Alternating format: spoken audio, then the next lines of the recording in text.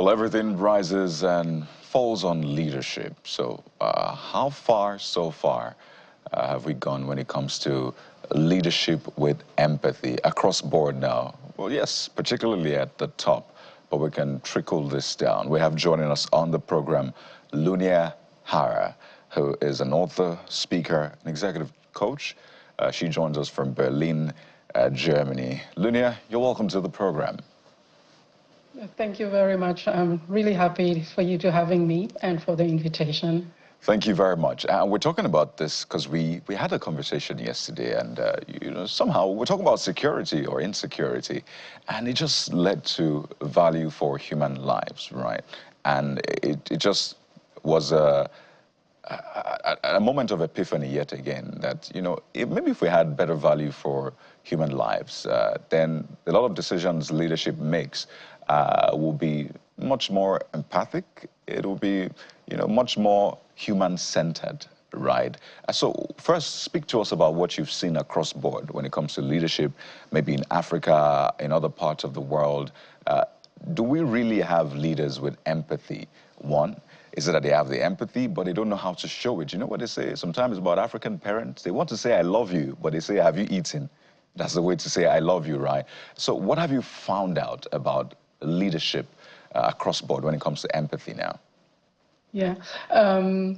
Okay, let me jump in on an example, because your colleague, Bukola, previously stated that leaders suffer amnesia. And I would like to bring in a different view. I don't think that they lack amnesia, because we're talking about adults, educated people that had a kind of strategy to get into a position to lead our countries. And then suddenly they should have amnesia, although they managed next to their main job to even have businesses.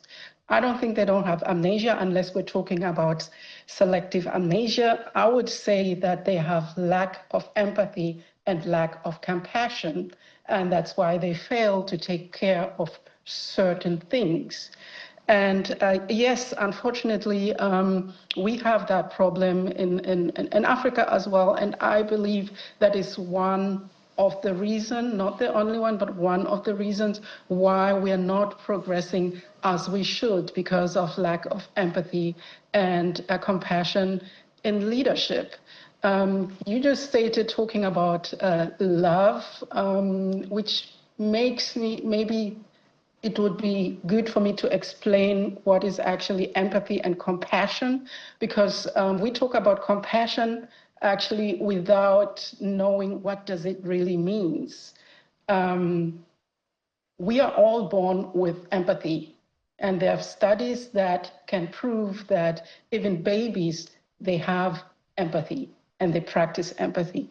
For example, when one baby cries and you see the other baby crying, it's not that they're joining because of the noise, but they're actually joining in because of mirroring each other. So humans mirror each other in their emotions. For example, if you get sad, that might make me sad as well. This is what film producers use. When you see someone crying on TV, you might start crying as well, or you might get sad. It's because it's human to mirror each other in our emotion. So empathy is actually just feeling the emotions of the other person, recognizing the suffering. But compassion is something that goes beyond recognizing the suffering or feeling of the other person. Compassion is recognizing that another person is suffering and creating a wish to either prevent that suffering, or if I can't prevent it, to at least decrease that suffering. So if I'm talking about empathetic leadership, I'm actually trying to convince people to go into the empathy and take the bridge from empathy to compassion. So as an empathetic leader, it's actually it's easy to recognize empathetic leaders because we always discuss very complex about what is good leadership, bad leadership, whatsoever. But if you practice empathetic leadership, you can always recognize them easily because you can ask, what did this leader do to prevent suffering of their people? And what did this leader do to decrease suffering of their people? And this is something which you can practice in companies, but also on leaders in politics, for example.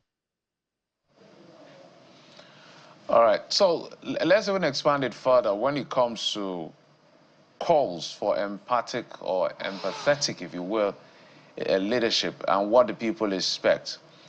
Because, like my colleague had said, the value for life is very low on the continent, sadly so. It's not something we're very proud of. It's something we're looking forward to ensuring it changes. And some of these things are not by legislation.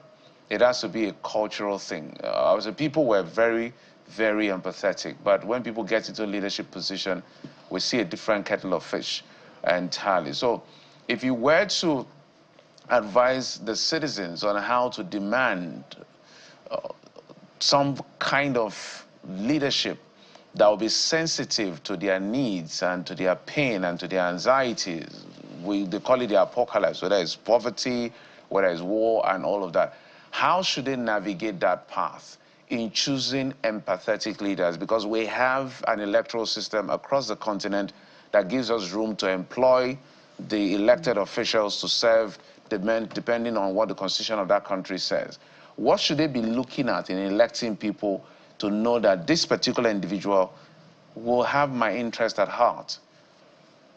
Yeah, I think one thing that I always advise is to recognize distraction, because leaders often do a lot of practice a lot of distraction and focus on the main sufferings that you as a person or as a nation have. And that is, in Africa, it's easy to identify. It's people want to have food on their table. We want to have clinics and good schools. We want their infrastructure to be done, as electricity or whatsoever.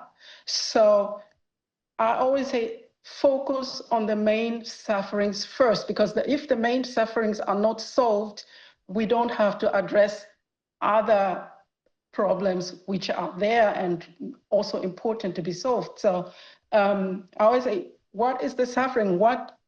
You can always ask the leader, what do you do? What is your plan to prevent our suffering?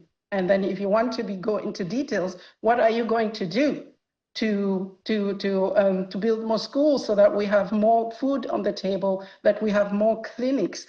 And I think we always tend to discuss so much about things that at the end of the day don't bring more food on the table of the people. And you can always question yourself, actually, when you support a leader. Ask yourself, what did this person actually do in their past, in their previous positions, to prevent suffering? And from there you can see, okay, is this a person we can actually choose? And one good example is for Ibrahim Traoré. Why is everyone celebrating him, cheering for him? And everyone is in Africa, but even here in diaspora, I notice everyone is cheering for Ibrahim Traoré, for him to succeed in what he's doing, because he's practicing empathy and compassion. Or from what we see currently, we see that he's really practicing human-centered leadership, where he's really trying to solve the suffering of its people by bringing in jobs, by working on the infrastructure. And this is, you can also compare to that, because there are a few good examples in leadership.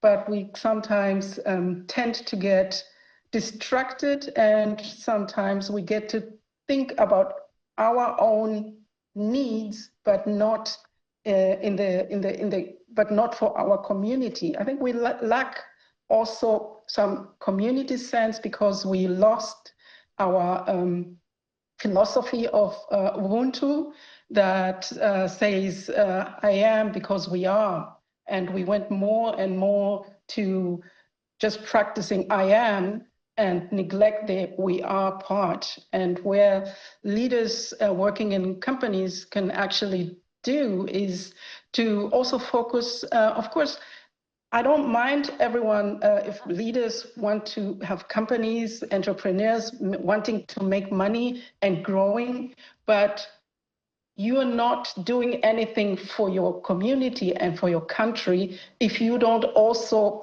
reinvest in your own country. You don't reinvest in your people. We experience leaders that actually make good money, but they don't pay fair salaries, for example, to their people. And that's inhuman.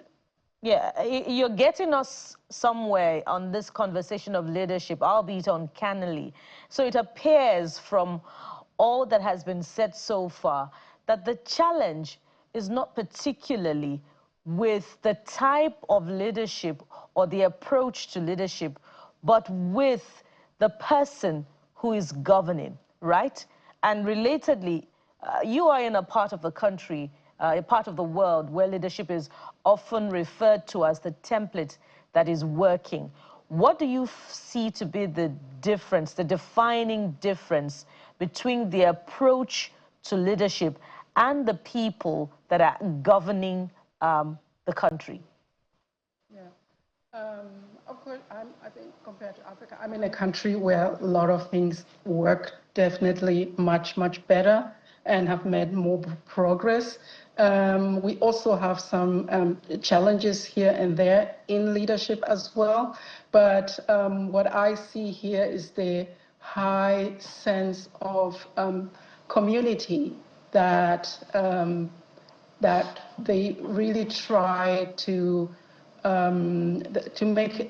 progress, to reinvest in the people, in the infrastructure, in the schools, and not by implementing certain laws, but also by holding each other themselves accountable to what they do. And yeah, I think I wouldn't say it's not about, yes, it is a lack not only on the individual, but in Africa, but even in Europe as well. We need to talk about, we always tend to differentiate between private life and work life. But there is no difference because the same people that work in companies, they're also the same people that are in society. And we need to understand that as a leader, everything I do, each decision that I make, it has an impact on other people, it has an impact on society. And if I don't have the wish as a leader to prevent the suffering of people, may it be in companies, may it be in the society, then I shouldn't be celebrated as a good leader because I'm actually creating wealth for myself by, for example, exploiting people. But we as people also tend to celebrate such people, which is wrong because making money by exploiting other people is something easier and nothing to be celebrated, nothing that we should celebrate. We should actually start celebrating the people that manage to make money, but also manage to give and into the community as well. All right, Lunia, you have a very interesting story. You were born in Zambia and you moved to Germany as a child. Some always say, if you had stayed in Zambia, would you have turned out the same way? And there's always that debate around how do we manage the African citizens now in diaspora?